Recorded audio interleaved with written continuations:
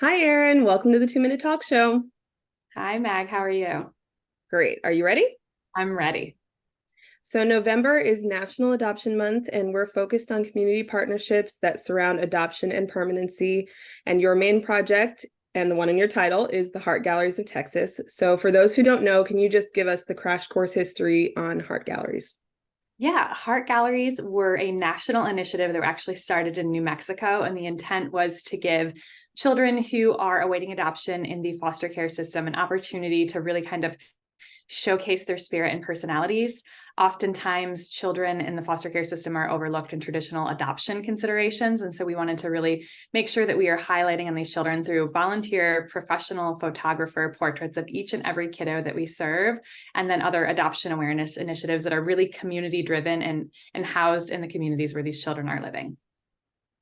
Awesome. Our state legislators listened to our advocacy for the need for more supports around adoption and this kind of initiative. And so they supplied funding this session that made this project, your project, the Heart Galleries of Texas, possible. So who are the community partners that we're working with on this project?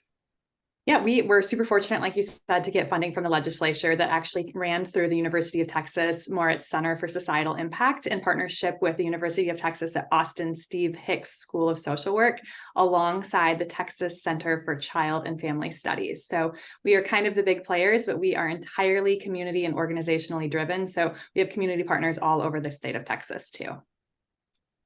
Awesome. So for the statewide project, I'm hearing that there are some innovative approaches that really put youth and bio families in the driver's seat when it comes to finding this relational permanency. If you could share one thing about this new approach that you'd shared with me before, what would it be? First and foremost, I don't want to discredit any of the work that's been happening in this permanency and post-adopt space, but what we've really been able to do is understand that every kid in every community here in the state of Texas has unique needs that we're trying to address. And so we are really utilizing those collaborations and connections that we are creating in the communities all across Texas and making sure that we're not offering cookie cutter supports, because the children and families and communities and everyone that we're serving are not cookie cutter. So we get to actually go into a community, figure out what that specific community needs, and then we're helping them through funding build up their post-permanency and post-adoption supports unique to what they need for themselves and their children. That's awesome. I think we're all looking forward to what you and our friends on this team are going to do all across the state. You can learn more, a lot more about this at heartgallerytexas.org. One last thing before you go. Are you up for some rapid fire questions so we can get to know you since you're sort of new to the crew? Bring it on. Great. Here we go. A book that everyone should read. Oh, The Alchemist by Paulo Coelho. Mm-hmm. Your favorite app on your phone that you can't get off of?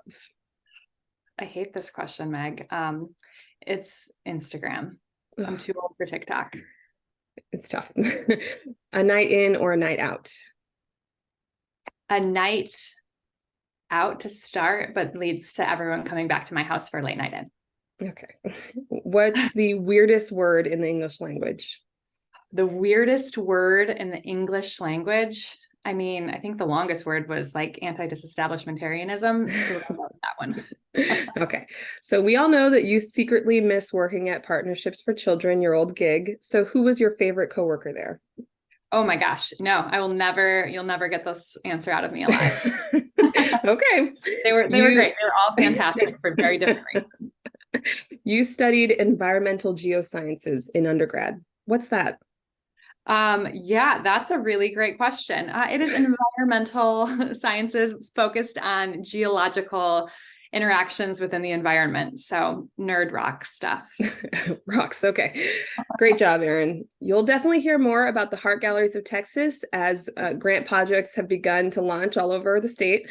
Erin is working with providers and community stakeholders as they get going. Thank you so much for joining me on the 2 Minute Talk Show for National Adoption Month 2023.